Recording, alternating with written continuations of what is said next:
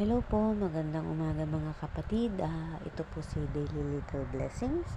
At tayo po ay naglalayon na mag-share po ng verses um, each day. Sana ay tangkilikin niyo po ang channel na ito para po sa araw-araw mabigyan po natin kayo ng mga verses po. Pero po ito po ay sa pamamagitan po ng pagbibigay po ng kwento. So, ang aking kwento po sa araw na ito ay pinamagatang ang bibe. So, ito po ay kathang-isip lamang po, no, na i-incorporate po natin siya sa ating verse mamaya siya pong pag-uusapan natin. So, ang bibe po ay kwento ng dalawang magkapatid na isang babae at isang lalaki. Ang lalaki po ay siyang panganay at ang babae naman ay siyang bunso. Silang dalawa ay laging nagsa-summer vacation sa kanilang lola sa malayong probinsya. So tuwing nandoon sila ay tumutulong sila sa kanilang lola sa mga gawaing bahay at silang magkapatid ay hati sa mga gawain na bawat isa ay may nakatalaga para sa kanila. So, isang araw ay ang batang lalaki ay naglalaro sa bakuran kung saan ay binabato niya ang lata na walang laman na nakapatong sa sanga ng punong mangga. Kung saan ay hindi sinasadyang pagkakataon ay nabato niya ang bibe ng kanyang lola at tinamaan ito sa kanyang ulo at sa kasamaang palad ito ay namatay. So, dahil sa takot niya, dahil alam niya na paborito ito ng kanyang lola, sa takot niya ay ibinaon niya sa likod ng kanilang bahay ang bibi.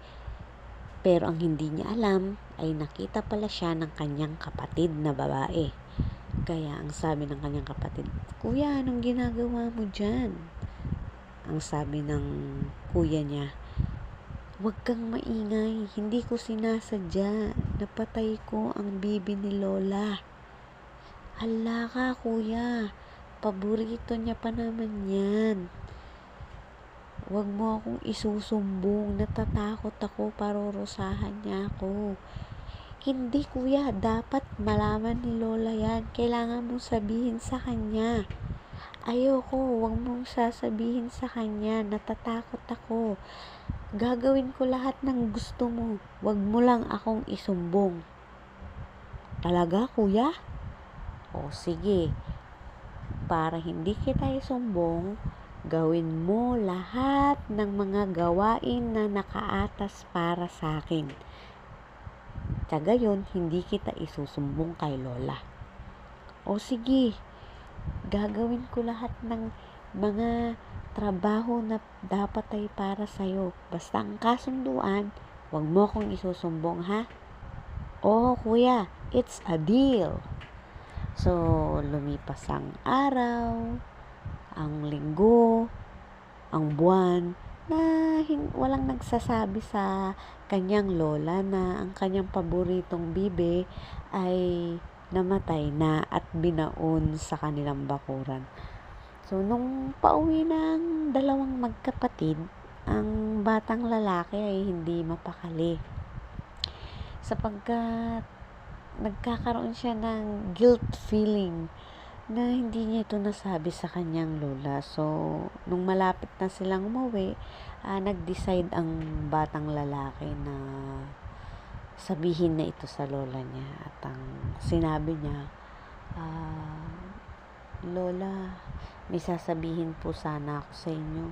Matagal ko na po sanang gustong sabihin ito pero natatakot po kasi ako."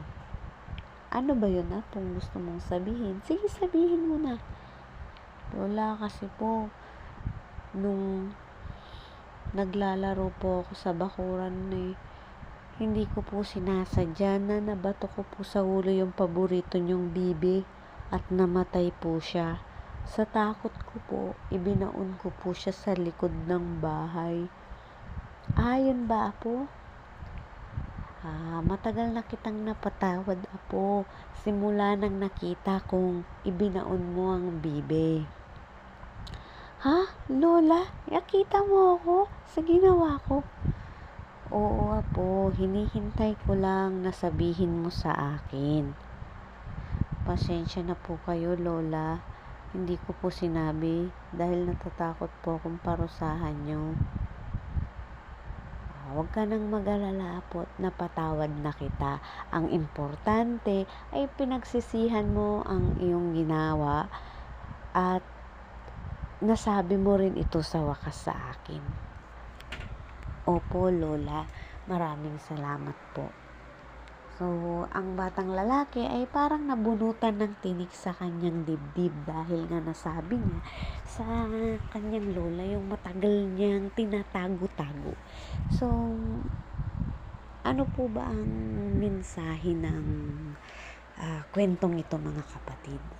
So, kung i-incorporate po natin ito sa verse ng Bible sa 1 John chapter 1 verse 9, if we confess our sins, He is faithful and just and will forgive us our sins and purify us from all unrighteousness. Sabi. So, ang Diyos po ay mapagpatawad. Basta tayo po ay humingi lang ng kapatawaran sa Kanya, tayo ay Kanyang patatawarin. So, ganito po kabait ang Panginoong Diyos.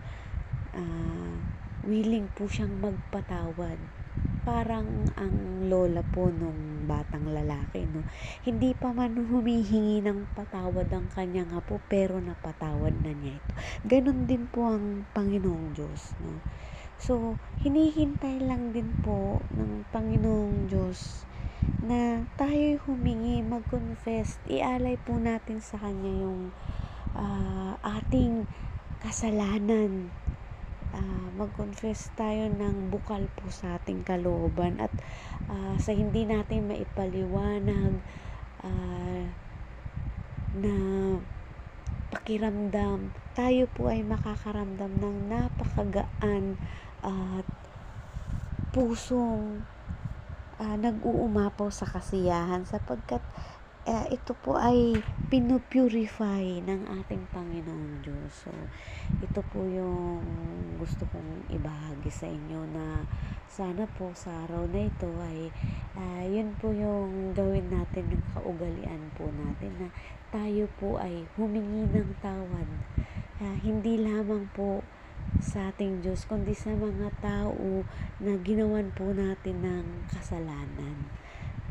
Para tayo po ay magkaroon ng magaan na puso sa mga tao na nagawan po natin ng kasalanan. So, sa ngayon po, ito lang po ang ating may share. Sana po ay i-bless po tayo ni Lord sa buong araw na ito at patnubayan niya po tayo. Lord God, sana po, Lord God, i-bless niyo po ang taong nakikinig sa inyong mga salita at pangaral. At sana po, Lord God, ay bigyan niyo pa po tayo ng oras na makapag-share po ulit ng inyong Word of God. Sa araw na ito, itinataas po namin ang inyong pangalan sa ngalan ng iyong anak na si Jesus na aming tagapagligtas. Amen. Sa mga kapatid, hanggang dito na lamang po ang video na ito at sana po ay sa susunod po ay makinig po kayo ulit para sa next verse po natin. Maraming salamat po. Ito po ulit si Daily Little Blessings. Maraming salamat po sa inyong lahat and God bless po. Thank you po and bye.